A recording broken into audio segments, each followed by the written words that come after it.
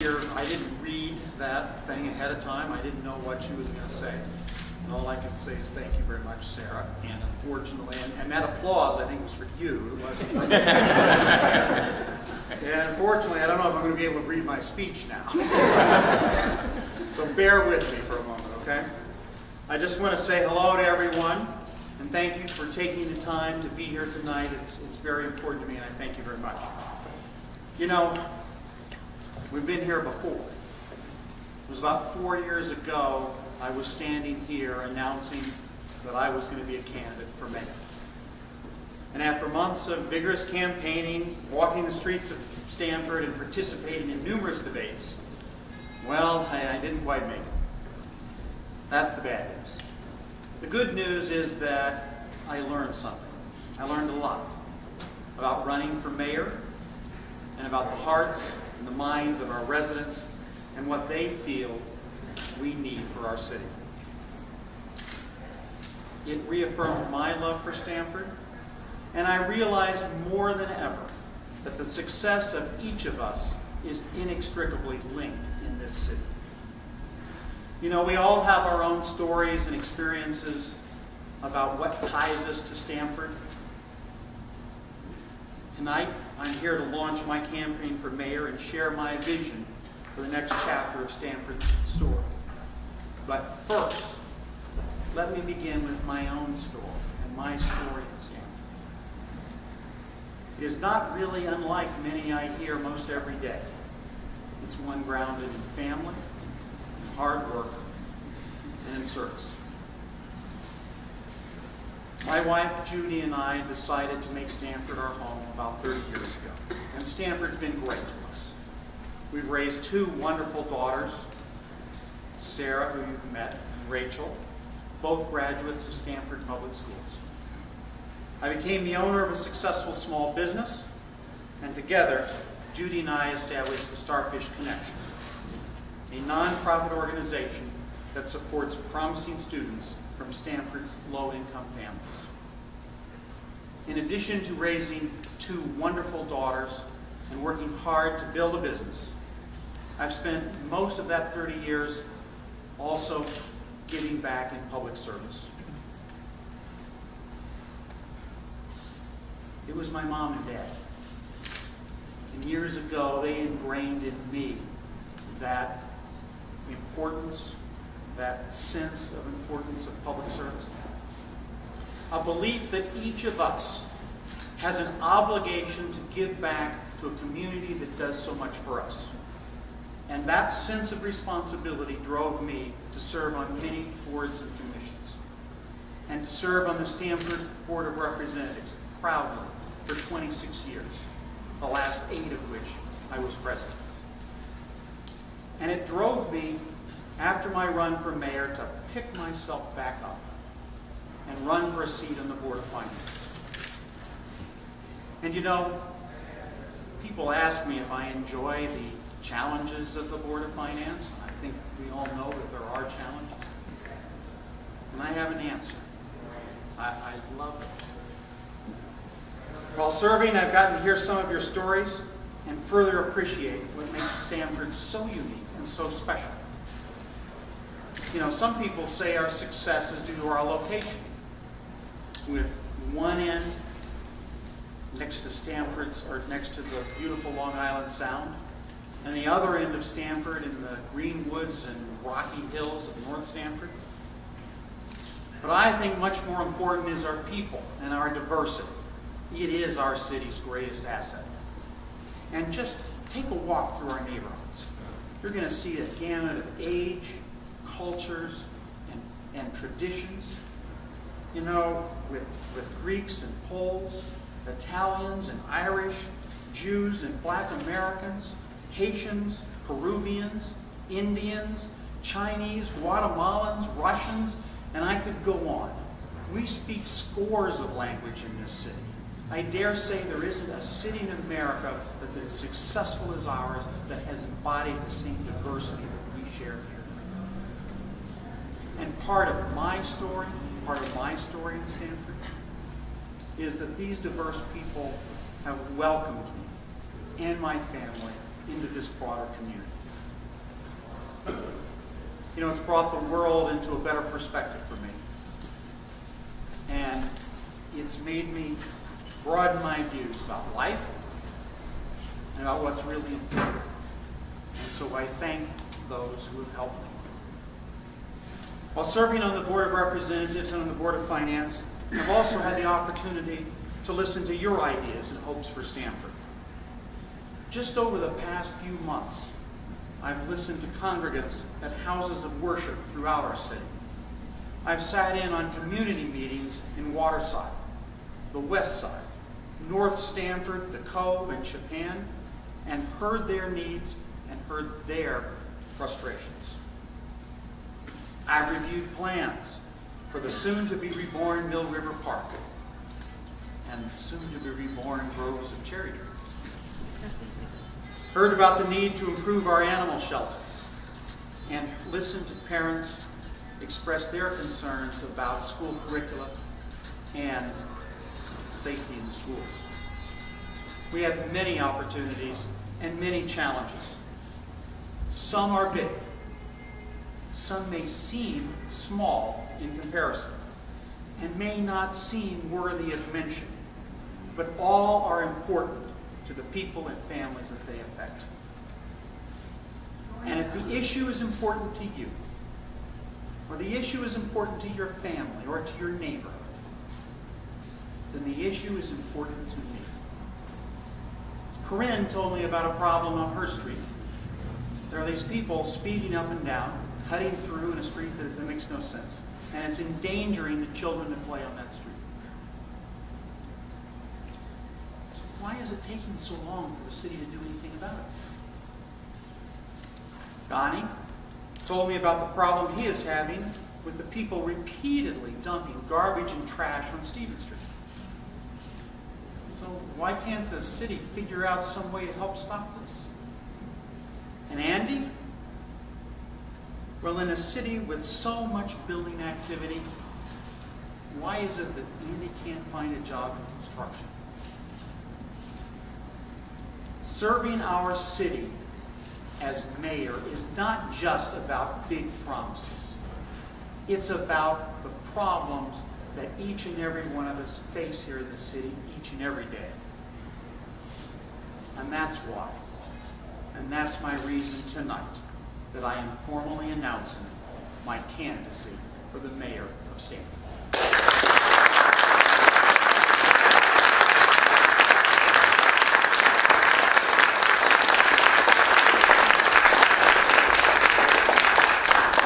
I do this because we need a mayor who is willing to grapple with the problems and opportunities facing our community, no matter how large or how small in detail. We have a lot of work to do. We do. So what do I envision as are going to be the themes in the next chapter for Stamford's story? My campaign and my agenda as mayor will focus on 5 key areas. First, economic opportunity. The need to create jobs by encouraging the growth of Stamford's small and medium-sized businesses.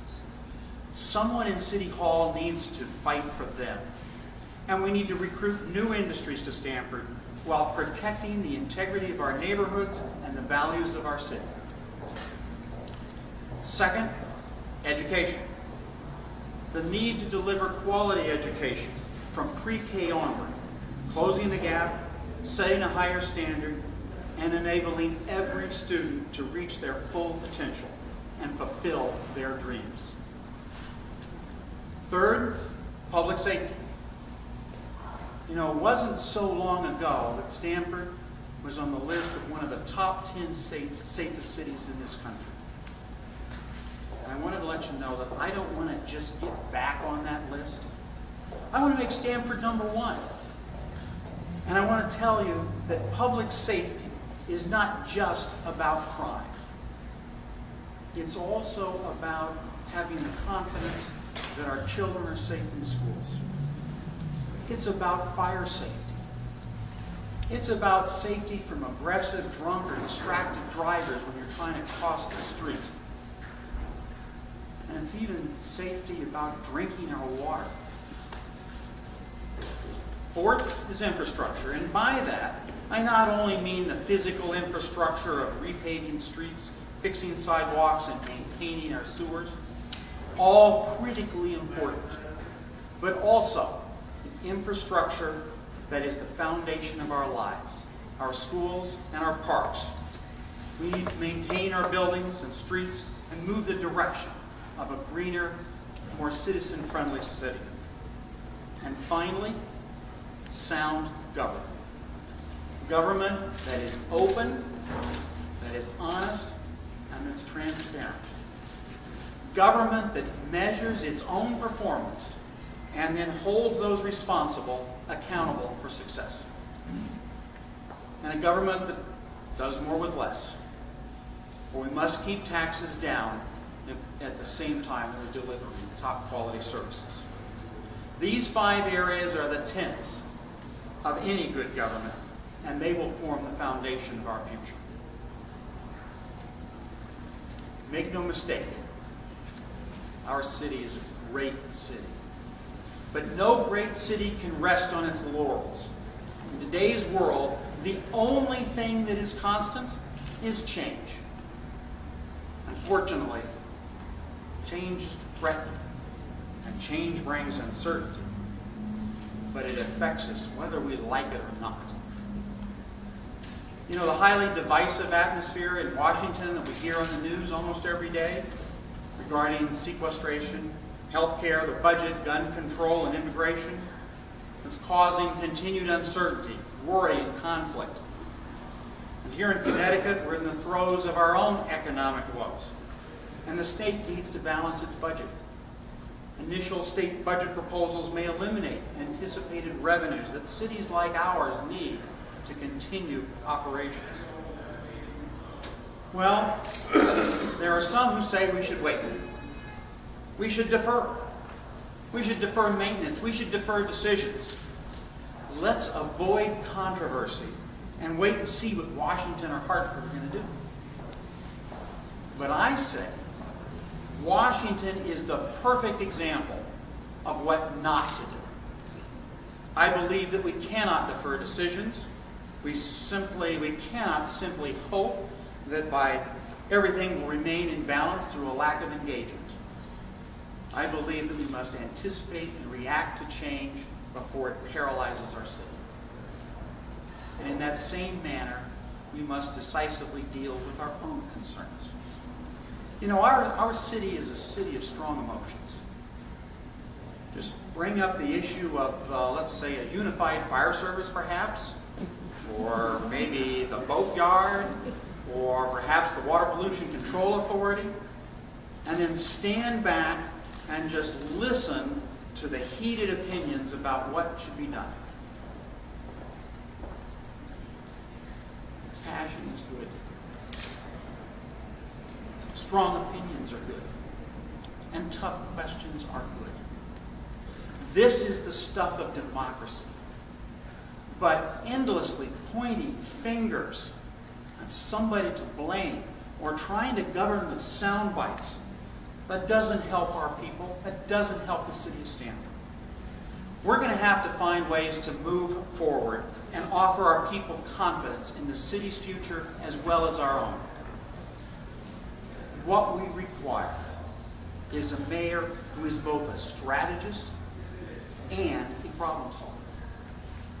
A mayor who is both a leader and a manager. We need someone who's an honest broker of ideas and policies without any hidden agendas or special political interests. We need a mayor with experience and leadership skills, who has a thorough understanding of the issues at hand, and a proven track record of leadership, of getting things done for Stamford. I believe I am that person.